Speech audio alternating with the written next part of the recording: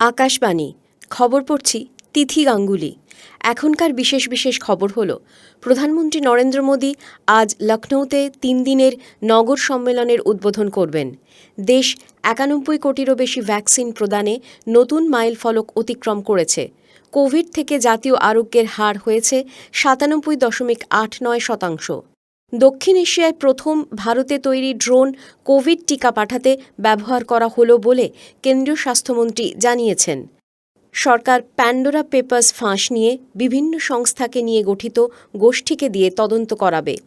প্রতিরক্ষামন্ত্রী বলেছেন, প্রতিরক্ষা ক্ষেত্রে দেশীয় পদ্ধতিতে নতুন প্রযুক্তির বিকাশ ঘটানো একান্ত জরুরি। দেশজুড়ে সরকারি টিকাকেন্দ্রগুলিতে 18 ঊর্ধ্ব সবাইকে বিনামূল্যে কোভিডের টিকা দেয়া হচ্ছে। তরুণ শ্রোতাদের কাছে আমাদের আবেদন, টিকা নিন, অন্যদেরও টিকা নিতে সাহায্য করুন। করোনার বিপদ কিন্তু কাটেনি, তাই বাইরে বেরোনো খুব জরুরি না হলে বাড়িতেই থাকুন এবং এই সহজ পদক্ষেপগুলি মেনে চলুন। মাস্ক পরুন, নিরাপদ দূরত্ব বজায় রাখতে 2 গজ দূরে থাকুন, হাত আর মুখ পরিষ্কার পরিচ্ছন্ন রাখুন। কোভিড নিয়ে যে কোনো তথ্য ও পরামর্শ পেতে জাতীয় হেল্পলাইন নম্বর হল 011-2397-8046 এবং 1075। আসছি বিস্তারিত খবরে। প্রধানমন্ত্রী নরেন্দ্র মোদী আজ লখনৌতে নতুন নগর ভারত নগর চিত্রে রূপান্তর শীর্ষক 3 দিনের এক সম্মেলনের উদ্বোধন করবেন। আজাদি কা অমৃত মহোৎসবের অঙ্গ হিসেবে লখনৌয়ের ইন্দিরা গান্ধী প্রতিষ্ঠানে এ বিষয়ে সম্মেলনের পাশাপাশি প্রদর্শনীরও আয়োজন করা হয়েছে। এই উপলক্ষে শ্রী মোদী 75টি নগর প্রকল্পের শিলান্যাস করবেন। তিনি প্রধানমন্ত্রী আবাস যোজনার অন্তর্গত 75টি জেলার 75,000 সুবিধে প্রাপকদের ভার্চুয়াল মাধ্যমে ডিজিটাল চাবি প্রদান করবেন। দেশে জাতীয় টিকাকরণ কর্মসূচির আওতায় কোভিড টিকাকরণ আর এক মাইলফলক অতিক্রম করেছে। গতকাল পর্যন্ত দেশে 91 কোটিরও বেশি টিকার ডোজ দেয়া হয়েছে। কেন্দ্রীয় স্বাস্থ্যমন্ত্রক কোভিড-19 প্রতিহত করতে একে গুরুত্বপূর্ণ সাফল্য বলে বর্ণনা করেছে। এদিকে স্বাস্থ্যমন্ত্রকের গতকালের রিপোর্ট অনুযায়ী একদিনে সংক্রমিত হয়েছেন 20,799 জন। চিকিৎসাধীন রোগীর সংখ্যা 2,64,458, যা গত 200 দিনের মধ্যে এই সংখ্যা সবচেয়ে কম।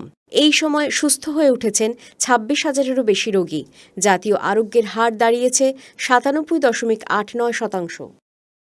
কেন্দ্রীয় স্বাস্থ্য ও পরিবার কল্যাণমন্ত্রী মনসুখ মান্ডভিয়া গতকাল উত্তর পূর্বাঞ্চলে করোনা ভ্যাকসিনের যোগান প্রত্যন্ত এলাকায় পৌঁছে দিতে আইসিএমআর-এর ড্রোন রেসপন্স ও আউটরিচ আই ড্রোন ব্যবস্থার সূচনা করেন। শ্রী মান্ডভিয়া বলেছেন, কোভিড ভ্যাকসিনের পরিবহনে দক্ষিণ এশিয়ায় এই প্রথম ভারতে তৈরি ড্রোন ব্যবহার করা হল। কেন্দ্রীয় রাসায়নিক ও সার মন্ত্রী মনসুখ মান্ডভিয়া ভারতকে ওষুধ শিল্পে স্বনির্ভর করতে আগামী 25 বছরের জন্য একটি রোডম্যাপের ওপর জোর দিয়েছেন। নতুন দিল্লিতে গতকাল আজাদি কা অমৃত মহোৎসবের বিশেষ সপ্তাহ পালনের উদ্বোধন করে শ্রী মান্ডভিয়া বলেন, ভারত জেনেরিক ওষুধের সবচেয়ে বড় প্রস্তুতকারক এবং ভারতকে সঠিকভাবেই বিশ্বের ফার্মেসি বলা হয়। তিনি আরও বলেন, ভারত বহু দেশে জেনেরিক ওষুধ রপ্তানিও করে। দেশের ওষুধ শিল্পের উন্নয়নে জাতীয় ওষুধ শিক্ষা ও গবেষণা প্রতিষ্ঠানের বিশেষ ভূমিকা রয়েছে বলে তিনি উল্লেখ করেন। শ্রী মান্ডভিয়া আরও বলেন, রেকর্ড সময়ে কোভিড ভ্যাকসিন তৈরি করে ভারত দেখিয়ে দিয়েছে যে দেশে মেধা ও জনবলের কোনো অভাব নেই। ভারতে ছোট ছেলেমেয়েদের কোভিড টিকাদানের ক্ষেত্রে যারা অন্যান্য রোগে আক্রান্ত তাদের অগ্রাধিকার দেয়া হবে। জাতীয় টিকাকরণ কারিগরি উপদেষ্টা গোষ্ঠী NTAGI এর চেয়ারপারসন ড. N.K. অরোরা বলেছেন, যাদের এ ধরনের সমস্যা নেই তাদের পরে টিকা দেয়া হবে। 12 থেকে 18 বছর বয়সীদের টিকাদানের ক্ষেত্রে সরকারি পরিকল্পনা সম্পর্কে NTAGI এর প্রধান বলেন, যাদের কঠিন রোগে আক্রান্ত হওয়ার সম্ভাবনা রয়েছে এবং হাসপাতালে ভর্তির প্রয়োজনীয়তা রয়েছে তাদের চিহ্নিত করার চেষ্টা চলছে। কয়েক সপ্তাহের মধ্যে জনসাধারণের কাছে এই তালিকা আনা হবে বলে তিনি আরও জানিয়েছেন। উল্লেখ্য, drugs controller general of India DCGI গত অগস্ট মাসে জাইডাস ক্যাডিলার DNA ভ্যাকসিনকে প্রাপ্তবয়স্ক ও 12 বছরের ওপরের ছেলেমেয়েদের ওপর আপৎকালীন প্রয়োগের অনুমতি দেয়। ব্রিটেন থেকে এদেশে আসা ব্রিটিশ নাগরিকদের বাধ্যতামূলকভাবে 10 দিনের কোয়ারেন্টাইনে থাকার ভারত সরকারের সিদ্ধান্ত গতকাল থেকে কার্যকর হয়েছে। তাদের নতুন ভ্রমণ নীতি অনুসারে সম্প্রতি ব্রিটেন যে সমস্ত ভারতীয় যাত্রীর কোভিশিল্ডের 2টি ডোজই নেওয়া আছে তাদেরকেও টিকাকরণ হয়নি এই তালিকাভুক্ত করার সিদ্ধান্তের প্রেক্ষিতেই ভারতের এই সিদ্ধান্ত। সূত্রের খবর অনুযায়ী ভারতের নতুন নির্দেশিকা ব্রিটেন থেকে আগত সমস্ত যাত্রীদের ক্ষেত্রে প্রযোজ্য। যাত্রীদের ভ্যাকসিন নেওয়া হোক বা না হোক সবাইকে এই নিয়ম মেনে চলতে হবে। তাদেরকে বিমানবন্দরে প্রবেশ করে 72 ঘন্টার আগে করা আরটিপিসিআর রিপোর্ট দাখিল করতে হবে। এখানে আসার 8 দিনের মাথায় তাদেরকে ফের আরটিপিসিআর পরীক্ষা করাতে হবে। স্বাধীনতার ৭৫ বছর উদযাপনে আকাশবাণী কলকাতার আঞ্চলিক সংবাদ বিভাগের নিবেদন স্বাধীনতার অমৃত মহোৎসব কুইজ। প্রতি বুধবার সন্ধ্যের স্থানীয় সংবাদে থাকবে কুইজের প্রশ্ন। নাম, ছবি ও ফোন নম্বর সহ জবাব ইমেল করুন amritquiz.rnu@gmail.com এ। প্রথম সঠিক উত্তরদাতার জন্য থাকছে পুরস্কার। বৃহস্পতিবার সন্ধ্যের স্থানীয় সংবাদে জানানো হবে কুইজের জবাব এবং জয়ী উত্তরদাতার নাম। এ খবর শুনছেন আকাশবাণী থেকে। কেন্দ্রীয় সরকার জানিয়েছে প্যান্ডোরা পেপার্স সংক্রান্ত মামলাগুলি তদন্ত করে দেখা হবে এবং এ ধরনের মামলায় আইন অনুযায়ী উপযুক্ত ব্যবস্থা গ্রহণ করা হবে। অর্থমন্ত্রক বলেছে, প্যান্ডোরা পেপার ফাঁসের যে খবর সংবাদ মাধ্যমে বেরিয়েছে বিভিন্ন সংস্থাকে দিয়ে তা তদন্ত করা হবে।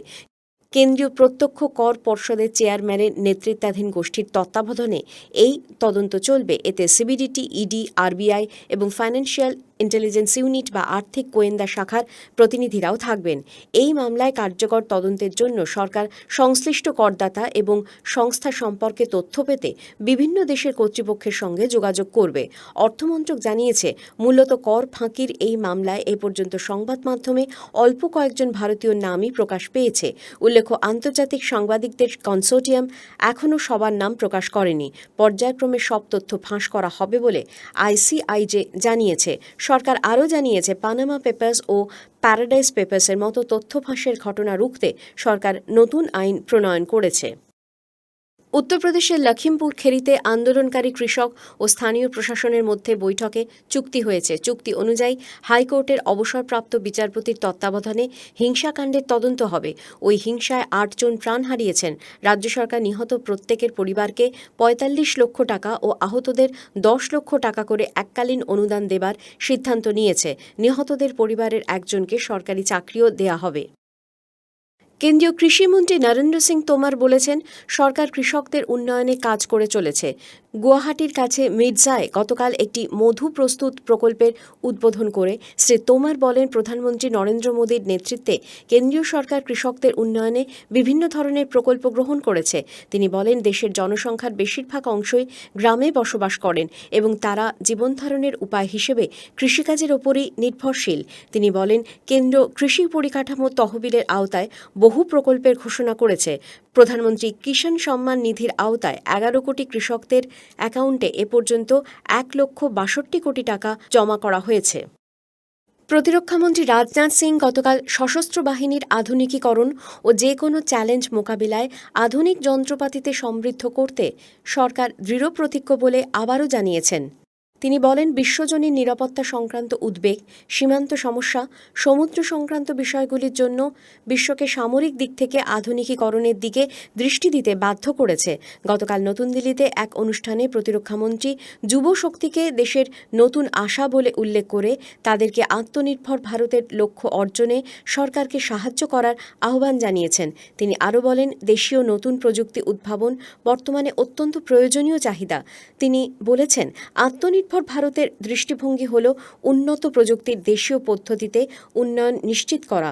শুধুমাত্র জাতীয় নিরাপত্তা জোরদার করাই নয়, দেশের সার্বিক উন্নয়ন সুনিশ্চিত করার জন্য এটি অত্যন্ত গুরুত্বপূর্ণ। শেষ করার আগে খবরের বিশেষ অংশ আরেকবার। প্রধানমন্ত্রী নরেন্দ্র মোদী আজ লখনৌতে 3 দিনের নগর সম্মেলনের উদ্বোধন করবেন। দেশ 91 কোটিরও বেশি ভ্যাকসিন প্রদানে নতুন মাইল ফলক অতিক্রম করেছে। কোভিড থেকে জাতীয় আরোগ্যের হার হয়েছে 97.89%। দক্ষিণ এশিয়ায় প্রথম ভারতে তৈরি ড্রোন কোভিড টিকা পাঠাতে ব্যবহার করা হলো বলে কেন্দ্রীয় স্বাস্থ্যমন্ত্রী জানিয়েছেন। সরকার প্যান্ডোরা পেপারস ফাঁস নিয়ে সিবিডিটির চেয়ারম্যানের তত্ত্বাবধানে বিভিন্ন সংস্থাকে নিয়ে গঠিত গোষ্ঠীকে দিয়ে তদন্ত করাবে। খবর শেষ হলো।